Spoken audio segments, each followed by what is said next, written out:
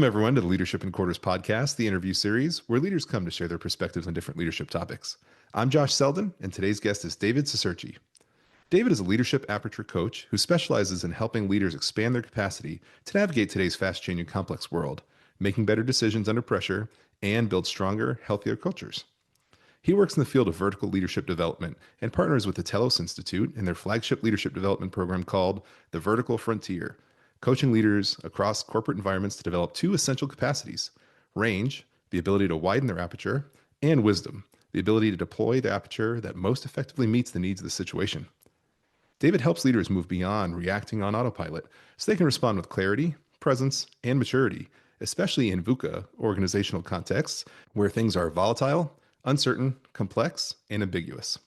He's also a second-degree black belt in Aikido, the martial art of peace, and integrates that embodied practice into his leadership work, helping leaders stay centered under pressure, handle conflict productively, and lead with grounded strength. So welcome, David. Hey, Josh, great to be here. Thanks for Great to having me. have you. Well, welcome. I appreciate you being here, and I'm excited about this topic. It's something that doesn't necessarily come up too often, so I'm excited to hear about it myself, and then obviously for all the listeners as well. Yeah, I Yeah. love this topic. Well, let's jump right in then. If you could, can we just start out by explaining what Leadership Aperture is? Yeah, so Leadership Aperture, it's a term coined actually by the Telos Institute, the organization that I partner with. And just to be clear, it's not a quick hack. It's not like a technique that is sort of like one and done sort of thing. It's actually one's own capacity to expand and narrow your aperture, your perception. So we all every day go around with our perception either open or closed, and everywhere in between. And leaders walk around every day with usually a fixation on a particular aperture, just like a camera has an aperture and actually Mhm. opens and closes. And we have this little widget here that we use Oh, to cool. remind us. So those of you who are watching, you can see it looks like an actual camera aperture. Yeah. So when we're wide, we take in more light, more information.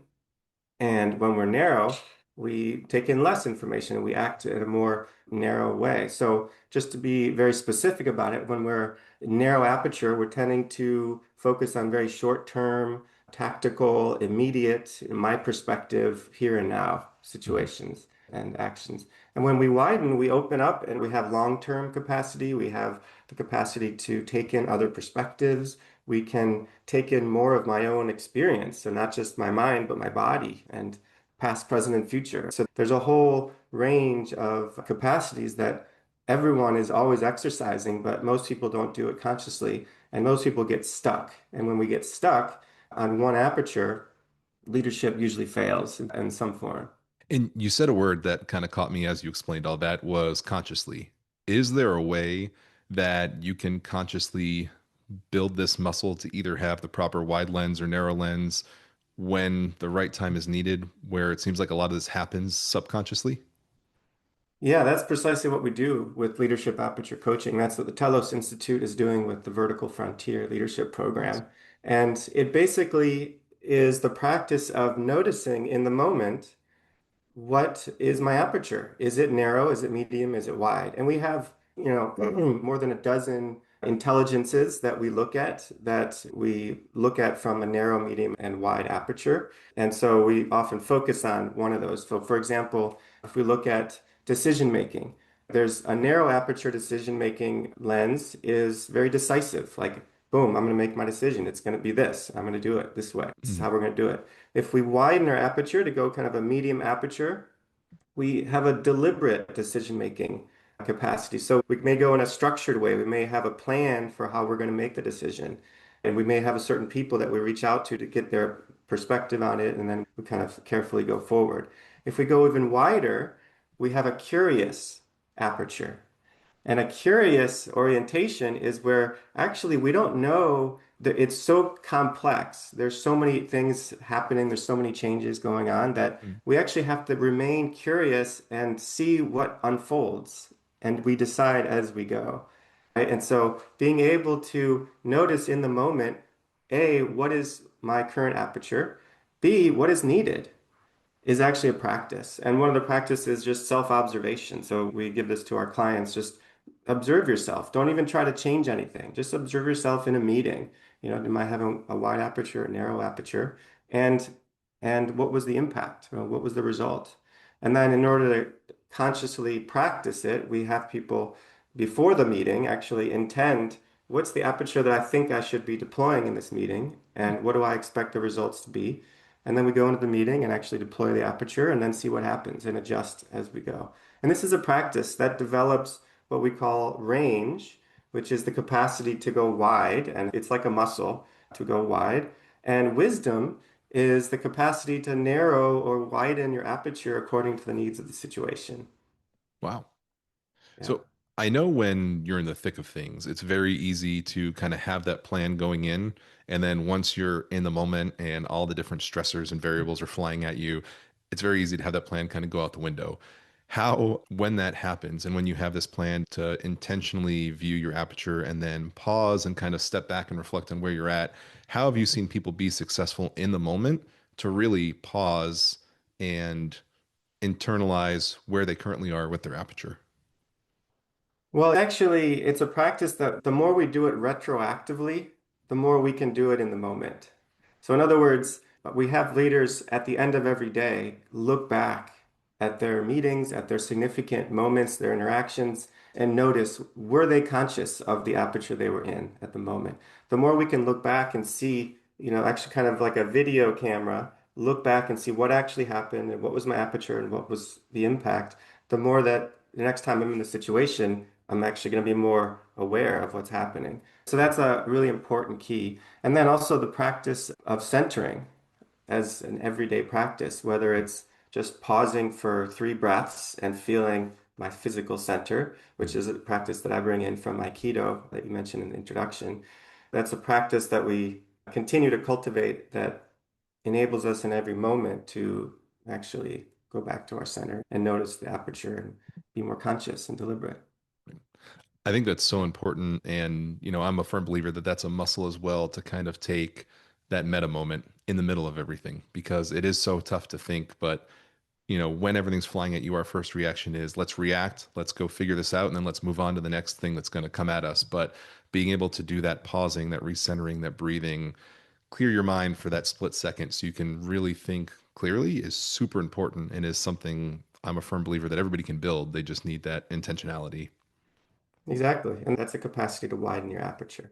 Now, what are some pitfalls people have run into when they use certain widths or limiting the aperture, when they shouldn't? So my first thought is you mentioned that if I have a narrow lens, I close my aperture, then I'm, nose to the ground, very decisive. I'm going to make a decision. But if I approach a situation with a very wide lens, when I should approach it with a very narrow lens, what do you normally see happen?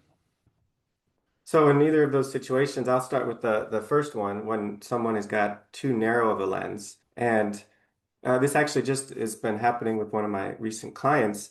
He and his team, they're working in an airline and they had an emergency come up that they had to solve within 8 hours. Suddenly, they're like, "Oh no, Wow. we got to solve it. All hands on deck." And in retrospect, he said, "Wow, if I would have deployed a wider aperture early."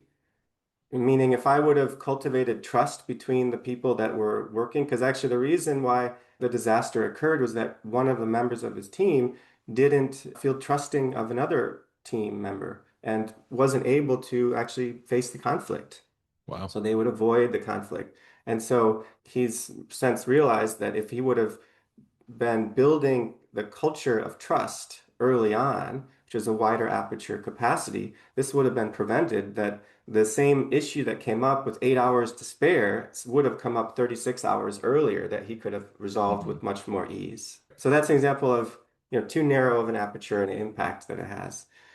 Too wide of an aperture, this is something where you do have kind of analysis paralysis happen. Actually, this happened one of my previous clients in her organization where it was always about getting everyone's perspective on it. So there was some issue with an HR situation and someone was causing conflict and kind of pushing his way on other people and there was some toxicity and they wanted to simply take everyone in the room and slowly get everyone's perspective ad nauseum Mm. on it. And this Perspective taking is a wide aperture capacity that, in many situations, and especially when there's conflict, that actually helps resolve the conflict, it helps to ease the discomfort, it helps to get to what's the misunderstandings in the room, clarify intentions, and give people a chance with kind of spaciousness to work through the emotions that are going on and to build trust and rebuild connection until it becomes that's what we do every day in order to make most decisions or every Mhm. decision. And so when people weren't involved, and then they would get hurt and upset. And so the culture was, let's always be taking everyone's perspective. And, they had budget issues that came from that because they were spending a lot of time in these meetings and they weren't completing their tasks and they weren't fulfilling their annual goals. And so the warning signs are usually that there's some sort of fading energy in the space. Or as I just mentioned, the milestones aren't being hit over and over and over again. It's kind of an indicator. So when we pay attention to the indicators, we can see them coming and then, adjust our aperture proactively, to actually be prepared for it. It's definitely a delicate balance, understanding from a leadership perspective that there are times where you need that narrow aperture, and sometimes you just have to make a decision. And then there are other times where the wider aperture is appropriate, and you do sit down and you get everybody's involvement because, as much as possible, getting total employee involvement is important because it does help build that trust. But when that becomes the only play in your playbook, then for sure it'll slow everything down, it'll cost more money, and, it brings a lot of things to a screeching halt. The intent's great, but realistically, it doesn't do what you think it does. Yeah. And, if I could, I'd like to just zoom out really wide right now and Yeah. just describe the importance, though, of having wide aperture leaders, Yes. capacities for wide aperture. And you mentioned introduction, the VUCA environment. This year is such an example of this, but increasingly every year in the past 20 years, the world has become more and more dynamic and volatile and Mhm. uncertain and complex. And for example, I had a client who was always so sure about his no layoff philosophy. And he would always communicate that. And it was like, we don't lay off anyone until there was a law that was passed in 2021, the CHIPS Act. And suddenly, 50% of his market dried up overnight. And he had to make a decision. Oh, Right. and he made two layoffs, in 6 months' time. Right. And so much changes so quickly that we can't rely on old handbooks, old procedures, old, like, this is just the way we've always done it. And we can't even rely on, oh, this is how I want to do it right now. So, like, let's say we reject kind of the tradition, but we just say, I'm going to do it the way I feel like I want to do it in the moment. Well, we can't rely on that either. We need leaders who can exercise the capacity to make sense of their environment, their leadership environment, and take in multiple perspectives, but at the same time knowing when to be decisive and make things happen and just move forward and be able to look at not just short-term immediate impacts, but medium and long-term, all three of those. And so we're really needing leaders with more capacity for this muscle of leadership aperture because we just don't have the luxury anymore of things being so predictable and so certain. And that's what we're talking about, leadership aperture. It's too complex of a world, and most people are feeling in over their heads, unable to face this complexity. So the good news is that this is a moment, an invitation for transformation as a culture and as leaders to actually look at, okay, there's a gap here between what I'm used to doing, what I feel like I'm safe and comfortable in my expertise, let's say, Right. between here and what's needed. And every company is increasingly seeing this. They need leaders who are adaptable, who are able to navigate without being told what to do all the time, be able to navigate with taking perspectives as they see fit and in novel situations that have never been done before. So Leadership Aperture is the model and a toolkit, if you will, to help develop that capacity that Telos Institute is really, pioneering. That makes a lot of sense because the ever famous "that's the way we've always done it" quote comes up all the time, even in these companies that embrace change. And I fully agree with you. The future of leadership, at least in the short to medium term, is and probably the long term as well, is having leaders who embrace change. And yeah, maybe you don't like change. Nobody really likes to be pulled out of their comfort zone, but you know how to embrace it. You know how to widen that lens, and you can be flexible enough and agile enough to allow the change to happen and figure out how to use that to your advantage instead of being stuck on the old tapes like I feel like we see so often today.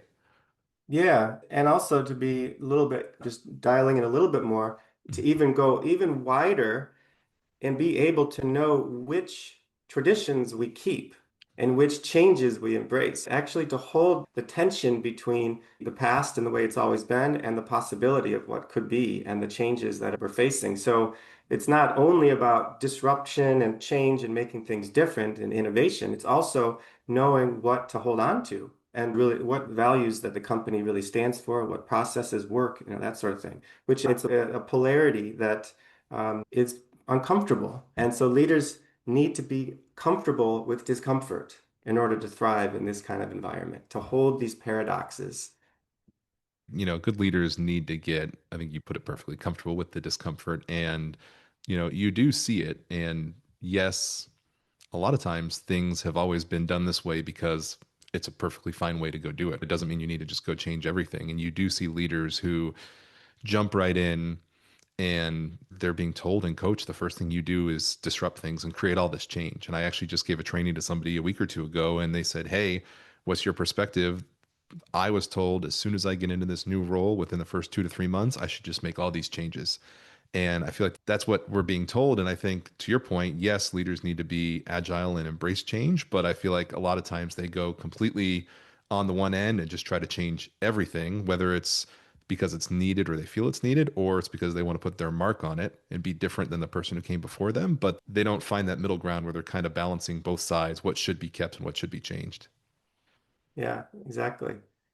And leaders can choose to stick with one, let's say, aperture or another because it's comfortable, it's familiar, it feels good. Let's say I'm always the one that's telling everyone what to do, and it feels good, and I get lots of energy, and I tell people what to do, and people are expecting me to tell them what to do. And yet they're becoming dependent on me. And yet I'm retiring in 5 years and I don't have any successor. Or, people can't make decisions on their own. So wait a minute, what's going on here? And if I try to widen my aperture and pause and let them lead something first before I jump in, it may be uncomfortable. It may be like, ooh, that doesn't feel good. So at first, our bodies might be reacting against it. There's sort of immune response that says, no, this isn't good, but it's just because it's not familiar. When we're able to sit in that discomfort, we will inevitably be able to develop resilience and the capacity to hold that widening and narrowing aperture. And so that's kind of an encouragement for leaders that it's going to be uncomfortable and it is uncomfortable, but it's more uncomfortable to get stuck in where I am over the long run. It's actually Right. more failure, more conflict, more issues coming up. And then that impact spreads to the rest of the organization. And I think that's really, in my opinion, the challenge to the other leaders and the leaders of the overall organizations is how do you reward and recognize the right behaviors and maybe the right aperture? Because if you do have that one person who's always been your go-to person, that hero that, saves everybody when something happens, and they don't widen that aperture to really allow somebody else to stand on their own feet, and then they retire, and then everything just buckles because that one safeguard that you had, that crutch that you had is now gone, and you haven't taken the time to build that in everybody else. But also, what I see normally gets rewarded is that person. I'm not rewarding the behavior that they're now building the capability in others and allowing them to run, and they're more of a consultant instead of an executor. I reward the person who comes in, saves the day, and then retires and leaves me in a hole. Exactly. So, how do you, and you can tell me if I'm thinking about this incorrectly, but how do you, in an organization, you generally have different levels of people. And what I think today is each of them are thought to have different levels and different widths of aperture depending on their roles. So you may have somebody who's at the top who should have a wide aperture because they're not in the day-to-day stuff. They should be looking big picture overall. You've got probably the next level down who should be in that middle, who kind of looks on both sides, and then somebody maybe at the very bottom ground floor working on the day-to-day things who has the very narrow aperture. How do you make sure you balance those properly between those different levels? And are there ever times where those different levels do have to shift their width of aperture?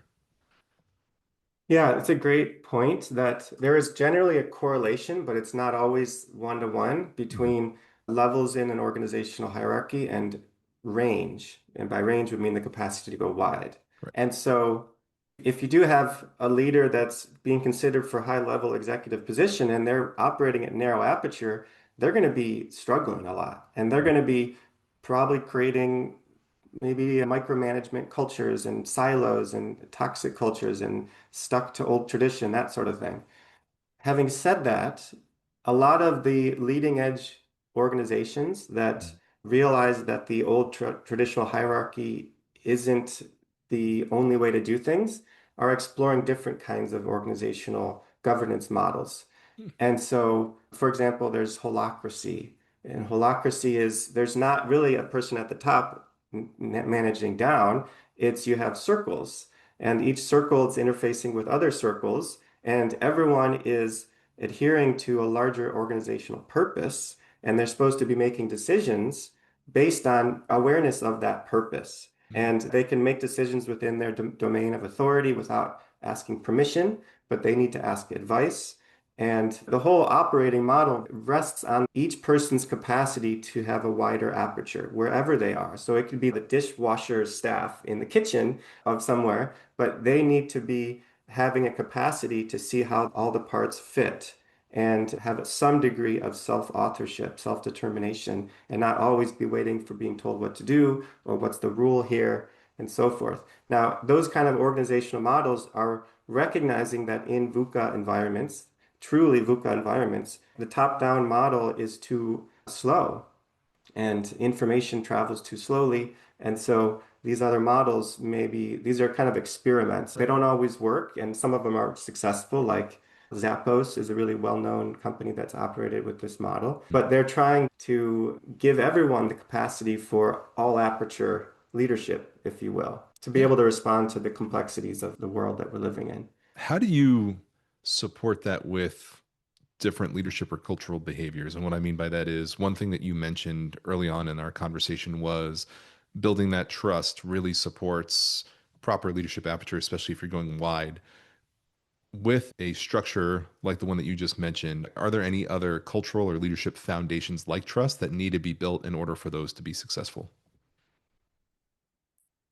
Yeah, I think purpose is an important, essential feature of those kind of organizations because there needs to be some compass. There needs to be what do we look at? If we don't have rules to tell us everything what to do in every situation, well, how do we know what to do? Well, actually discern what the purpose is. So having a process that actually listens, it's not just a slogan, it's not just a cool idea that a few people thought of in a room, but an actual process to come up with what are we really here to do in the world? Like, what does the world need of us and what's our capacity to give it?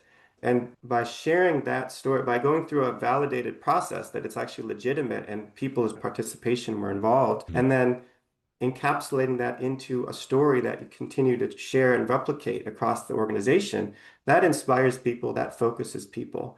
Right. So storytelling is a big part of that kind of organizational culture. It's like, what are we here to do? And getting people to continually attune to that vision.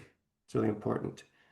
And that's one. And another thing would be actually clear governance structures. So you actually need people to know who's meant to do what and what domain of responsibility people have to be Mhm. able to know what's decisions they can and cannot make. Because everyone can't make every decision at any given time. That would be kind of chaotic. Yeah, that Yeah. definitely would be. I think that's so important. I've seen so many different organizations or groups, even that I myself have been a part of, where there is no vision, there is no purpose. And especially when you see people nearing that burnout and going over capacity and asking that question of like, why are we doing this? If you get to that point where you allow the team to have to ask that question, then I feel like you're already behind the eight ball and you're not progressing the way you need to. So that purpose is so much more important than I think a lot of people give it credit for. Yeah. And another thing about this question, it's such a great question, which relates to purpose. Another important fundamental component of this kind of organization, let's call it an all aperture organization. That's a good way to call it, but they're called teal organizations in other contexts, if anyone knows what that refers to. But another really important aspect is that it's a deliberately developmental organization. That's a Robert Keegan phrase, if anyone knows who that is, but it's that everyone is enrolled in a process of ongoing learning and growth. You have to have everyone actually and facilitating that, giving people the opportunity to go through learning processes and continuing to upgrade their own operating system, their own range and wisdom to be able to face the complexities because it's really uncomfortable and overwhelming, but be giving people some models and tools to be able to metabolize that complexity and ultimately leading toward more thriving over time is really important.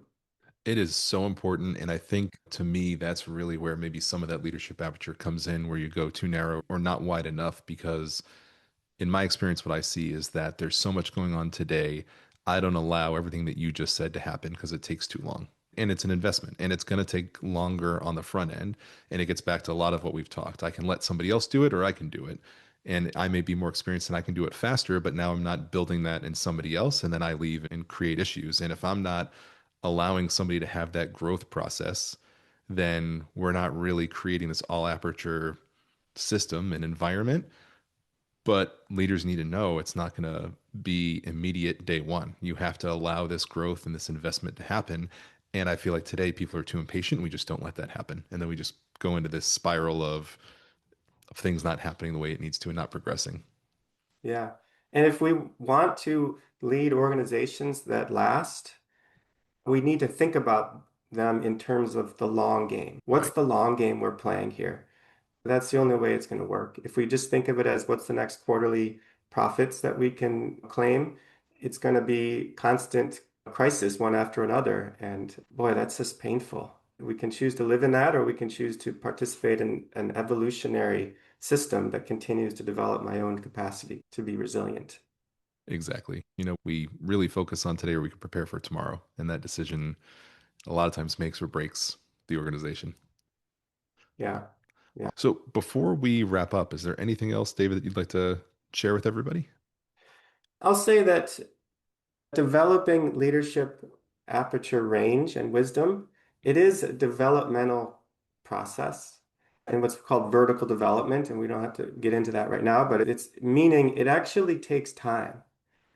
And just kind of dovetailing off what you just said. So in order to participate in all aperture leadership, all aperture organization, we have to be willing to let the process happen over time and to continue to come back to it over and over again. It's like a muscle. You can't just go to the gym and work out once and think, I'm a buff, I'm going to go to the Right. Olympics here. So that's just something really important. And that's why I would point people towards the Telos Institute, who's got a really powerful program that I'm one of the leadership coaches in their program, the Vertical Frontier, which is it's a container, it's a holding environment that is like a pressure cooker for developing range and wisdom. And with a lot of support, a lot of challenge, and a lot of new ways of seeing things, a lot of practices that gets leaders over time ready for this brave new world that we're looking at in the next years to come. And if we're not ready, if we're not preparing now, we're going to be experiencing more of a shock what comes ahead. I completely agree. So thank you for wrapping us up with that. For everybody, again, David Cicerchi, I will have all of his information in the postings that we have and in the YouTube video that we have. So you can get a hold of all of his links and everything. And then if you can't get a hold of him, just contact me and I'll get you in touch, especially if you want to learn more about the Telos Institute and some of the information on Leadership Aperture. But super interesting things. If you want to learn any more or rewatch this podcast, obviously you can like, follow, and subscribe to the podcast on any of the platforms that we have to see it again. You can subscribe or follow on the Instagram, YouTube, or my TikTok account at Lead in Quarters, and email me with any questions or ideas you might have for any future episodes or questions for David at leadinquarters@gmail.com. But I truly appreciate your time, David. It is definitely a topic that, aside from us preparing for this conversation, I looked into, but I didn't really have on my radar before.